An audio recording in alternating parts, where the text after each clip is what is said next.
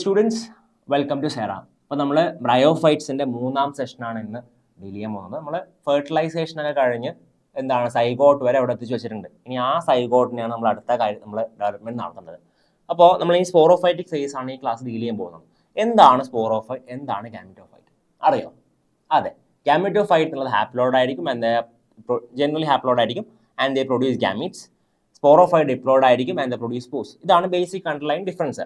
ഇത് മനസ്സിൽ വെച്ചുകൊണ്ട് നമുക്ക് ക്ലാസ്സിലേക്ക് കയറാം. ഓക്കെ, അപ്പോൾ ഫെർട്ടിലൈസേഷൻ കഴിഞ്ഞു. അത് കഴിഞ്ഞിട്ട് after fertilisation the diploid zygote or oospore enlarges until it completely fills the cavity of the venter. അതായത് ഈ സൈഗോട്ടോ oospore എന്ത് ചെയ്യുന്നു, ഫുള്ളി അതിന്റെ സൈസ് മാക്സിമൈസ് ചെയ്ത വെന്ററിലെ ക്യാവിറ്റി മൊത്തം ഫില്ല് ചെയ്ത് വെക്കുന്നു. അപ്പോൾ എന്താണ് അർത്ഥം? It is ready for some sort of division. എന്തോ ഡിവിഷൻ നടക്കാൻ വേണ്ടിയിട്ടാണ് സെൽ എൻലാർജ് ചെയ്യുന്നത്. നമ്മൾ കഴിഞ്ഞ ക്ലാസ് പറഞ്ഞിട്ടുണ്ട്. Okay, a wall is secreted around the oospore. ഈ oosporന് പുറമെ പ്രൊട്ടക്റ്റീവ് ആയിട്ടുള്ള കവറിങ് ഒരു വോൾ സെക്രീറ്റ് ചെയ്ത് വെക്കുന്നുണ്ട്, ഡാമേജ് വരാണ്ട് നിൽക്കാൻ വേണ്ടി. ഒബിയസ്ലി അത് ഡെവലപ്മെന്റ് നടക്കുന്നുണ്ടെങ്കിൽ കുറച്ച് പ്രൊട്ടക്റ്റീവ് കവറിങ് കൊടുക്കാൻ വേണ്ടിയിട്ട് ഒരു വോൾ സെക്രീറ്റ് ചെയ്ത് വെക്കുന്നുണ്ട്. The act of fertilization also stimulates the division of the wall of the venter. ആ വോൾ സെൽസും ഡിവൈഡ് ചെയ്ത് പ്രൊട്ടക്റ്റീവ് എക്സ്ട്രാ കവറിങ് ഉണ്ടാകുന്നത്രേ പറയുന്നുള്ളൂ. Okay, it divides anticlinally and periclinally to form 2 layered calyptra along the developing sporophyte. അതായത് ആ wall എന്ത് ചെയ്യുന്നത്, ഒരു 2 layered ആയിട്ട് പ്രൊട്ടക്റ്റീവ് ആയിട്ട് ഒരു കാലിപ്ട്ര എക്സ്ട്രാ ഒരു കവറിങ് ഫോം ചെയ്യുന്നുണ്ട്. അത് നമ്മൾ കാലിപ്ട്ര എന്ന് പറയും, വിച്ച് ഇസ് 2 layered എന്നും കൂടി ഓർത്ത് വെക്കുക. ഈ പ്രൊട്ടക്റ്റീവ് വോൾ ഡിവൈഡ് ചെയ്തിട്ട് ആന്റിക്ലൈനിലും പെരിക്ലൈനിലും ഡിവിഷൻ എന്നാണ് ഉണ്ടാവുന്നുണ്ട്, ഒരു എക്സ്ട്രാ പിന്നെ ഒരു വോൾ ആവുന്നുണ്ട്. And it is known as calyptra, it is 2 layered. Okay, പിന്നെ ഇനി നമ്മൾ സൈഗോട്ടിലേക്ക് വരാം. സൈഗോട്ടിന്റെ കേസിൽ ദ പെരിഫറൽ സെൽസ്, ഇപ്പൊ നമ്മൾ പറഞ്ഞിട്ടുള്ള വോൾ എക്സ്ട്രാ ആണ് കേട്ടോ, ഈ സൈഗോട്ടിന്റെ പുറമെ വരുന്ന ഒരു കവറിംഗ് ആണ്. ഇനി നമ്മൾ സൈഗോട്ടിനിലാണ് ഡിസ്കസ് ചെയ്യാൻ പോകുന്നത്. The cells of the peripheral region divide by a periclinal division to form an outer layer of amphithecium and a central mass of endothecium. Okay, അപ്പോൾ ഡയഗ്രം നോക്കിക്കഴിഞ്ഞാൽ നമുക്ക് ഒരു ധാരണ കിട്ടും. അപ്പോൾ നമ്മൾ കാലിപ്ട്ര ഫോം ചെയ്തിട്ടുണ്ട്. അത് ഇവിടെ കാണുന്ന കാലിപ്ട്ര, ഈ മാർക്ക് ചെയ്തിട്ടുള്ളത് കാലിപ്ട്ര ആണെന്ന് വിചാരിക്കാം. ഓക്കെ, പിന്നെ ഇതിൻ്റെ അകത്തുള്ള സൈഗോട്ട് എടുത്തു കഴിഞ്ഞാൽ ഇതിൻ്റെ പുറമെ ഒരു ആംഫിതീഷ്യം ഫോം ചെയ്യുന്നുണ്ട്. ഈ പുറമെ ഞാൻ മാർക്ക് ചെയ്ത് കാണിച്ചിട്ടുള്ളത് സിംഗിൾ ലെയർ ആയിട്ടുള്ള ആംഫിതീഷ്യം. പിന്നെ ഇതിൻ്റെ അകത്തുള്ള സെൻട്രൽ മാസ് എന്താണ്, എൻഡോതീഷ്യം ആണ്. ഇതാണ് ആ പാരഗ്രാഫിൽ പറഞ്ഞിട്ടുള്ളത്. ഓക്കെ, ഇനി the cells of the amphithecium divide only by anticlinal division. Anticlinal division മാത്രമേ amphithecium നടക്കുന്നുള്ളൂ. To form a single layered sterile jacket or capsule wall. കാലിപ്ട്ര പുറത്തുണ്ട്. ഓക്കെ, പ്രൊട്ടക്റ്റീവ് കവറിംഗ് ആയിട്ട് കാലിപ്ട്ര ഉണ്ട്. അതിൻ്റെ അകത്ത് എന്ത് ചെയ്യുന്നുണ്ട്, ഈ ആംഫിതീഷ്യം മുഴുവൻ ഡിവൈഡ് ചെയ്തിട്ട് ആന്റിക്ലൈൻ ഡിവിഷൻ മാത്രം ഓർത്ത് വെക്കുക. ഡിവൈഡ് ചെയ്തിട്ടുണ്ടാവുന്നുണ്ട് ഒരു ഒരു ഒരു എക്സ്ട്രാ കവറിംഗ് വരുന്നുണ്ട്. അതിനെന്ത് പറയുന്നു, ക്യാപ്സ്യൂൾ വോൾ എന്ന് പറയുന്നു. ഓക്കെ, ദി എൻഡോതീഷ്യം എന്താവുന്നുണ്ട്, ഈ എൻഡോതീഷ്യമാണ് പിന്നെ ആർക്കിസ്പോറിയമായിട്ട് മാറുന്നത്. ആർക്കിസ്പോർ എന്ന് വെച്ചാൽ സ്പോർ ഉണ്ടാവുന്നത്. പിന്നെ നമ്മൾ ആ സ്പോറോഫൈറ്റിന്റെ ഫംഗ്ഷൻ എന്താ, സ്പോർ ഉണ്ടാക്കുക എന്നുള്ളത്. അപ്പോൾ അതിനൊരു സ്റ്റാർട്ടിങ് ഉണ്ടാവുമല്ലോ, അതാണ് ആർക്കിസ്പോറിയം. ഇത് എവിടുന്ന് ഉണ്ടാകുന്നത്, ഈ ആർക്കിസ്പോറിയം ഉണ്ടാകുന്നത് ഈ പറഞ്ഞിട്ടുള്ള എൻഡോതീഷ്യം ഡിവൈഡ് ചെയ്തിട്ടാണെന്ന് കൂടെ ഓർത്ത് വെക്കുക. ക്ലിയർ അല്ലേ? ഓക്കെ, പിന്നെ ആ സെല്ല്, ഓക്കെ, ഒബ്വിയസ്ലി എന്താണ്, ഈ ആർക്കിസ്പോറിയത്തിന്റെ സാധനം റീഡിവൈഡ് ചെയ്തിട്ടാണ് സ്പോർ സെൽസ് ഉണ്ടാവുക. സോ അതാണ് പറഞ്ഞിട്ടുള്ളത്, it cells divide and redivide to form a mass of sporogenous cells. Sporogenous cells ആണ് സ്പോർസ് ആയിട്ട് മാറുക. Okay, at the time of meiosis, ഇനി ഈ പറഞ്ഞിട്ടുള്ള സാധനങ്ങൾ മിയോസിസ് നടക്കണം. കാരണം ഇനി സ്പോറോഫൈറ്റ് ഉണ്ടായി, ഇനി അടുത്ത സ്റ്റേജ് എന്താ, ഗാമറ്റോഫൈറ്റ് ഉണ്ടാവുക എന്നുള്ളത്. അതിന് മുന്നേ ഒരു കാര്യം, ഈ സ്പോറോഫൈറ്റ് എവിടെ ഉള്ളത്, പുറത്താണോ, വേറെ ഓർഗാനിസമായിട്ട് മാറുന്നുണ്ടോ? ഇല്ല.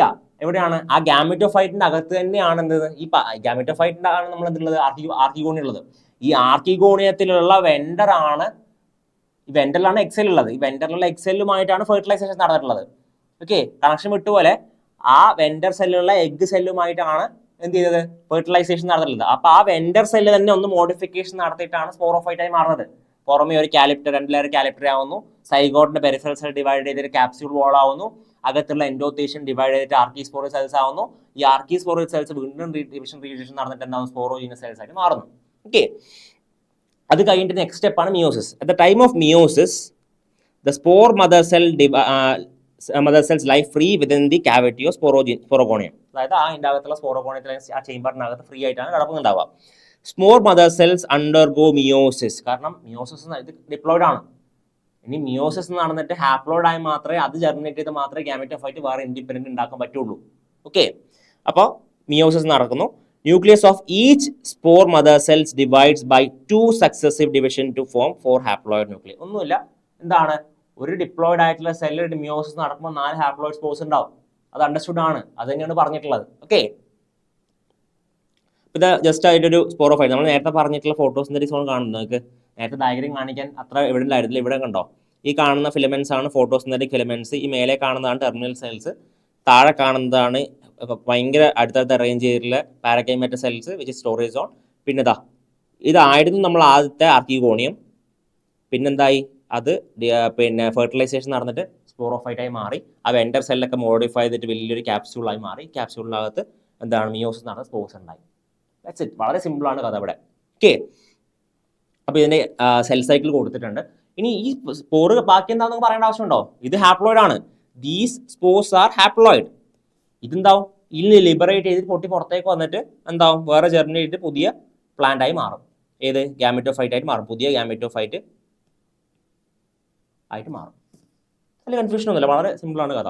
ഓക്കെ, അപ്പോൾ ജസ്റ്റ് ഒന്ന് ഔട്ട്ലൈൻ പറഞ്ഞു കഴിഞ്ഞാൽ എന്താണ്, റിക്സിന് താലസ് ഉണ്ട്, അതിൽ ആന്ത്രീഡിയം ആർക്കിഗോണിയം ഉണ്ട്. ആന്ത്രീഡിയത്തിൽ നിന്നുള്ള പിന്നെ നമ്മളെ ആന്ത്രോസോയിഡ്സ് ഇതുവരെ ഫെർട്ടിലൈസേഷൻ നടക്കുന്നു. സ്പേം ഇതാ, ആന്ത്രോസോയിഡ്സ് ഇതാ, നമ്മൾ ആർക്കിഗോണിയം ഇതാ. ഫെർട്ടിലൈസേഷൻ നടന്നു കഴിഞ്ഞാൽ ഈ സെൽസ് എഗ് സെല്ലുമേൽ ഫെർട്ടിലൈസേഷൻ സൈക്കോട്ട് ഡിവിഷൻ നടന്നിട്ട് എന്താണ്, ഇതിൻ്റെ പുറമെ ഒരു എക്സ്ട്രാ ഒരു കാലിപ്റ്റർ ഫോം ചെയ്യുന്നുണ്ട്. ഈ സൈക്കോട്ട് പിന്നെ ഡിവിഷൻ നടന്നിട്ട് എന്തെയ്യുന്നു, ആർക്കിസ്പോറൽ സെൽസ് പുറമെയുള്ള ക്യാപ്സ്യൂൾ വോളായി മാറുന്നുണ്ട്. ക്യാപ്സ്യൂൾ വോളം എന്താണ്, ആംഫിതീഷ്യം ആണ്. സ്പോറോജനസ് ടിഷ്യൂ ഏതാണ്, എൻഡോതീഷ്യം ആണ്. അത് ഓർത്തുവാണേ. പിന്നെ എൻഡോതീഷ്യം ഡിവൈഡ് ചെയ്ത് മിയോസിസ് മദർ സെൽസ് ഉണ്ടാവുന്നു. ഡിവിഷൻ മിയോസിസ് നടന്നിട്ട് ഹാപ്ലോയിഡ് സ്പോർസ് ഉണ്ടാവുന്നു. അത് റിലീസ് ചെയ്യുന്നു. ഓക്കെ, അത് റിലീസ് ചെയ്യുന്നു. സ്പോർസ് തന്നെ റിലീസ് ചെയ്യുന്നു, ജെർമിനേറ്റ് ചെയ്യുന്നു, വീണ്ടും താലസായിട്ട് ഹാപ്ലോയിഡ് താലസായിട്ട് മാറുന്നു. വളരെ സിമ്പിൾ ആയിട്ടുള്ള ഒരു ലൈഫ് സൈക്കിളാണ് റിക്സിക്കുള്ളത്. ഓക്കെ, അതിന് നമ്മൾ ചാപ്റ്ററിൻ്റെ ഈ ഒരു ചാപ്റ്ററിൻ്റെ ലാസ്റ്റിലേക്ക് എത്തി. ഈ ബ്രയോഫൈറ്റ്സും ആൽഗയും തമ്മിൽ എന്താണ് റിലേഷൻഷിപ്പ്, എന്താണ് കണക്ഷൻ എന്ന് നോക്കാം. അപ്പോൾ എവല്യൂഷൻ ലിങ്ക് നോക്കിക്കഴിഞ്ഞാൽ നമ്മൾ ആദ്യം പറഞ്ഞ പോലെ it is believed to have evolve from algal ancestors. ഈ ആൽഗൻ ആൻസെസ്റ്റേഴ്സ് എന്നാണ് ബ്രയോഫൈറ്റ്സ് ഉണ്ടായെന്ന് പറയപ്പെടുന്നത്. കാരണം കാണുമ്പോൾ ഏകദേശം രണ്ടും എന്താണ് വളരെ മോർഫോളജിക്കലി സിമിലർ ആയിട്ട് നമുക്ക് തോന്നും അല്ലേ. റൈസോയിഡ്സും അങ്ങനെ പ്രിമിറ്റീവ് ആയിട്ടുള്ള കുറേ ക്യാരക്ടേഴ്സ് ആർക്കുണ്ട്, ആൽഗയ്ക്കും പിന്നെ ബ്രയോഫൈറ്റ്സിനും ഉണ്ട്.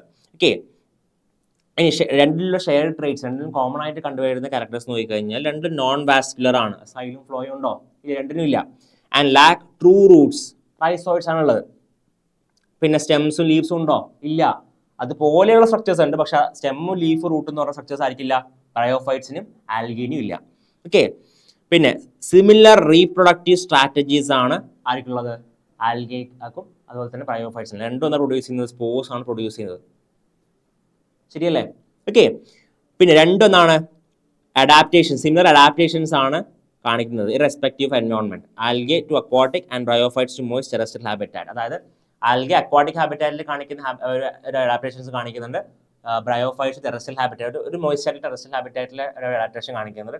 ശരിക്കും പറയുന്നത് ഈ ആൽഗെ പിന്നെ മോഡിഫൈ ചെയ്ത് പിന്നെ കരയിലേക്ക് കയറാനുള്ള ശ്രമത്തിന്റെ ഭാഗമായിട്ടാണ് ഈ ബ്രയോഫൈറ്റ്സ് വന്നതെന്നാണ് പറയപ്പെടുന്നത് എവല്യൂഷനിൽ. അത് എന്താണ് ആദ്യം നമ്മൾ പറഞ്ഞത്, എവല്യൂഷന്റെ കേസിൽ ആദ്യം വെള്ളത്തിലാണ് ഓർഗാനിസം ഉണ്ടായി, ജീവൻ ഉണ്ടായത്. പിന്നെ അത് മാറി കരയിലേക്ക് വന്നു. അപ്പം പ്ലാന്റ്സ് എന്തായി, ആദ്യം വെള്ളത്തിലുണ്ടായി, പിന്നെ അത് മെല്ലെ മെല്ലെ കരയിലേക്ക് വരാനുള്ള ശ്രമത്തിന്റെ ഭാഗമായിട്ട് ഇവോൾവ് ആയിട്ട് ബ്രയോഫൈറ്റ്സ് ആയെന്നാണ് പറയപ്പെടുന്നത്.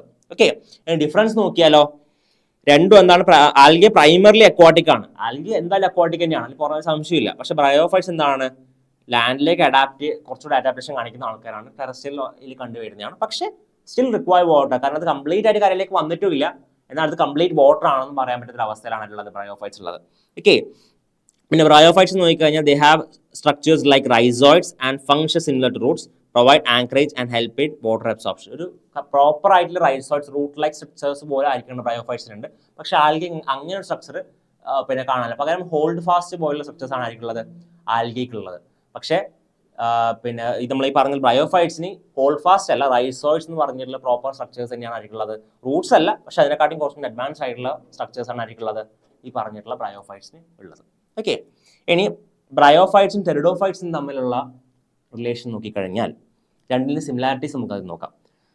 Both have a life cycle that includes a heteromorphic alternation of generation. Heteromorphic alternation of generation എന്ന് പറയുമ്പോൾ ഗാമറ്റോഫൈറ്റും സ്പോറോഫൈറ്റും രണ്ടിലും കാണാറുണ്ട്. ശരിയല്ലേ? ബ്രയോഫൈറ്റ്സിൽ നമ്മൾ സ്പോറോഫൈറ്റും ഗാമറ്റോഫൈറ്റും ഉണ്ട്, ടെറിഡോഫൈറ്റ്സിലും വളരെ എവിടെയൊക്കെ കാണാറുണ്ട്. പിന്നെ gametophyte stage generally lakhs vasculature tissue and predominantly പാരൻകൈമാറ്റസ് ആണ്. രണ്ടിലും എന്താണ് ഗാമറ്റോഫൈറ്റ് വളരെ പ്രിമിറ്റീവ് ആയിട്ടുള്ള ഇതാണ്. പിന്നെ അതിൽ വാസ്കുലേച്ചേഴ്സ് ഉണ്ടോ? ഇല്ല. സൈലും ഫ്ലോയും കാണാനുണ്ടോ? രണ്ടിലും ആബ്സെന്റ് ആണ്.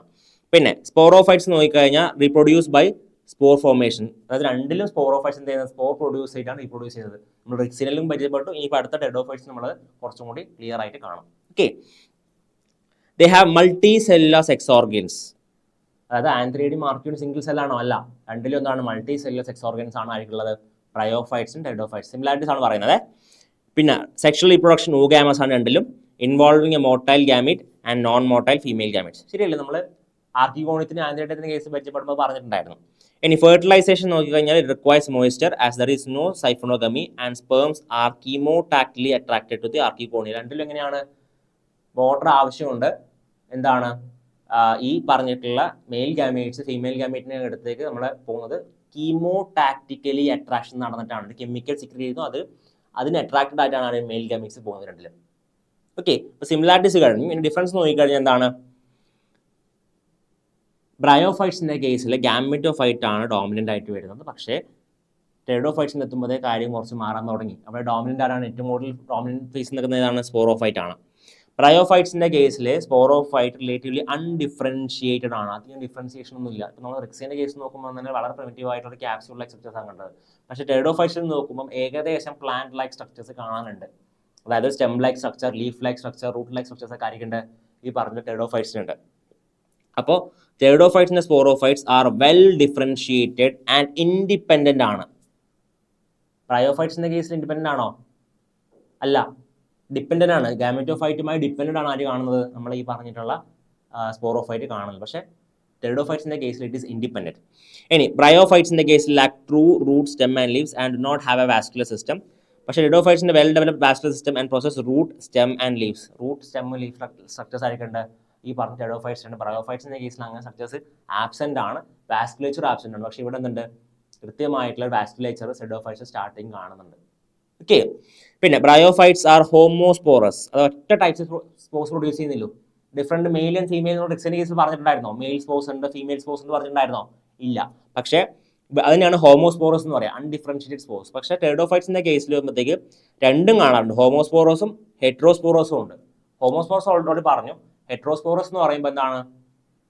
രണ്ട് തരത്തിലുള്ള സ്പോർസ്, ഒന്ന് മെയിലും ഒന്ന് ഫീമെയിലും, രണ്ട് തരത്തിലുള്ള ഡിഫറൻഷിയേറ്റ് പറ്റുന്ന സ്പോർസ് പ്രൊഡ്യൂസ് ടെഡോഫൈറ്റ്സിൻ്റെ കാണാറുണ്ട്. Okay, producing 2 different types of spores.